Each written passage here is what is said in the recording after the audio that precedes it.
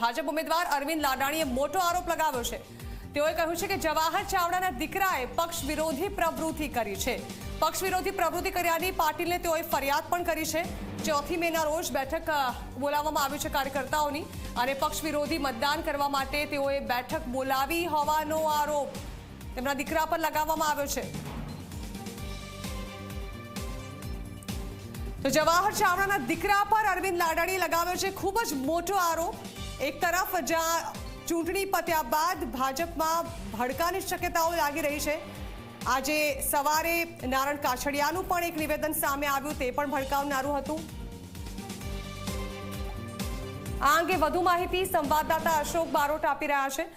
અશોક, અરવિંદ લાડાણીએ ખૂબ જ મોટા આક્ષેપ કર્યા છે, જે પ્રમાણે જવાહર ચાવડાના દીકરાએ પક્ષ વિરોધી પ્રવૃત્તિ કરી છે। આ અંગે 4મી તારીખે એક બેઠકમાં બોલાવવામાં આવી હતી, એટલે કે 7મી તારીખે જે મતદાન હતું તે પહેલા 4મી તારીખે આને લઈને કોઈ રણનીતિ ઘડવામાં આવી છે, તેવા આક્ષેપો અરવિંદ લાડાણીએ કર્યા છે। જાણવા માંગીશું શું કહ્યું છે અરવિંદ લાડાણીએ જવાહર ચાવડાના દીકરાને લઈને? જી, ચોક્કસથી જણાવી દો તો જૂનાગઢના માણાવદર 85 વિધાનસભા પેટા ચૂંટણીને લઈને ભાજપના ઉમેદવાર અરવિંદ લાડાણીએ CR પાટીલને પત્ર લખ્યો હતો, જેમાં ઉલ્લેખ કરવામાં આવ્યો હતો જવાહર ચાવડાના દીકરાએ પક્ષ વિરોધી એક મીટિંગ કરવામાં આવી હતી। જવાહર ચાવડાએ પક્ષ વિરોધી પ્રવૃત્તિ કર્યાની ફરિયાદ પણ કરવામાં આવી હતી।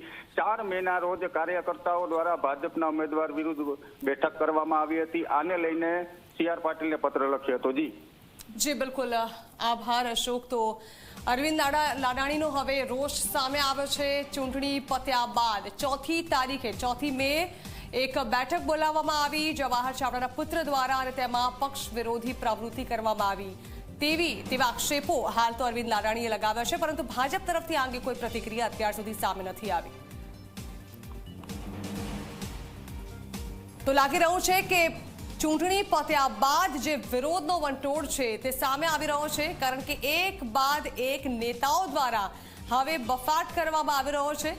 વાત પછી ઇફકોની કેમ ના હોય, ઇફકોમાં પણ જેણે ભાજપે મેન્ડેટ આપ્યું હતું તે બિપિન પટેલની હાર થઈ અને ત્યારબાદ તેમના સામે પણ આક્ષેપો થયા કે આખરે જયેશ રાદડિયાની જીત થઈ છે, પરંતુ મેન્ડેટ ભાજપ તરફથી જેને મેન્ડેટ આપવામાં આવ્યું હતું તે ઉમેદવારની હાર થઈ। તેઓએ દિલીપ સાંઘાણી પર આજે એક પ્રેસ કોન્ફરન્સ કર્યા બાદ પ્રહારો કરી દીધા। બીજી તરફ આજે સવારે નારણ કાછડિયાનો પણ એક વિડીયો સામે આવ્યો અને તેમાં પણ પક્ષના બહારથી લાવવામાં, એટલે કે કોંગ્રેસમાંથી આવનારા જે કાર્યકર્તાઓ છે, જે નેતાઓ છે, તેમને પક્ષમાં આવતાની સાથે જ મોટા પદ આપી દેવાય છે અને જે પક્ષના જ કાર્યકર્તાઓ છે તેમની અવગણના થાય છે તેવા આક્ષેપ કરવામાં આવ્યા।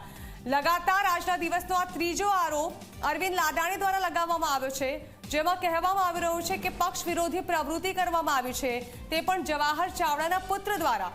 4મી તારીખે તેમણે એક મીટિંગ બોલાવી હતી અને તેમાં પક્ષ વિરોધી પ્રવૃત્તિ કર્યાના આક્ષેપો હાલ તો અરવિંદ લાડાણી દ્વારા કરવામાં આવ્યા છે અને આ અંગેની તેઓએ CR પાટીલને ફરિયાદ પણ કરી છે।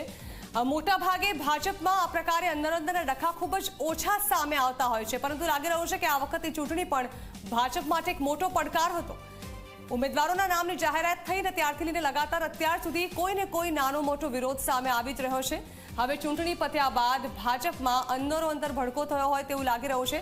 સ્વાભાવિક છે કે ભાજપ આ બાબતને ખુલીને ક્યારેય નહીં સ્વીકારે, પરંતુ પરિણામ પહેલા આ ભડકો ભાજપે ઠારવો જ રહ્યો, કારણ કે પક્ષના નેતાઓ જ પક્ષ પર હવે પ્રહારો કરી રહ્યા છે। જ્યાં બહારથી આવતા જે આયાતી ઉમેદવારો છે તેમને વધારે મહત્વ આપવામાં આવતું હોવાના આક્ષેપો થઈ રહ્યા છે। બીજી તરફ પક્ષની અંદર રહીને લોકો જ પક્ષ વિરોધી પ્રવૃત્તિ કરી રહ્યા હોવાના આક્ષેપો થઈ રહ્યા છે। ભાજપ તરફથી અત્યાર સુધી આ તમામ બાબતોને લઈને કોઈ પ્રતિક્રિયા સામે નથી આવી, પરંતુ લાગી રહ્યું છે કે અત્યારે ભાજપે ચૂંટણી બાદ, એટલે કે પરિણામ પહેલા હવે પક્ષની જ અંદર એક ડેમેજ કંટ્રોલની પ્રવૃત્તિ ચોક્કસથી કરવી પડશે।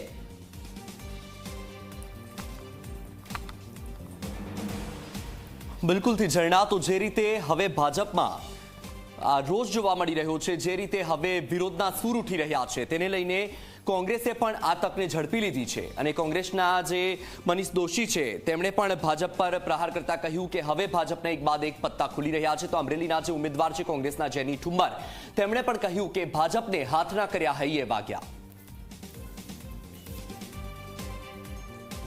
તાજેતરની લોકસભા અને વિધાનસભાની જે ચૂંટણી યોજાયેલ તેમાં માણાવદર વિસ્તારના જ માજી ધારાસભ્ય અને માજી કેબિનેટ મંત્રી શ્રી જવાહરભાઈ ચાવડાના પુત્ર રાજ ચાવડાએ તારીખ 4/5/24ના રોજ તેમના માલિકીની નૂતન જીનિંગ ફેક્ટરીમાં 800થી 1000 કાર્યકરોની મીટિંગ બોલાવી અને તેમાં તેમને એવું જાણ કરેલ કે ભાઈ મારા પપ્પાના હારનો બદલો લેવાનો છે, એટલે આપણે ભારતીય જનતા પાર્ટીના ઉમેદવાર અરવિંદભાઈ લાડાણીને હરાવવાના છે અને કોંગ્રેસના ઉમેદવારને જીતાડવાના છે.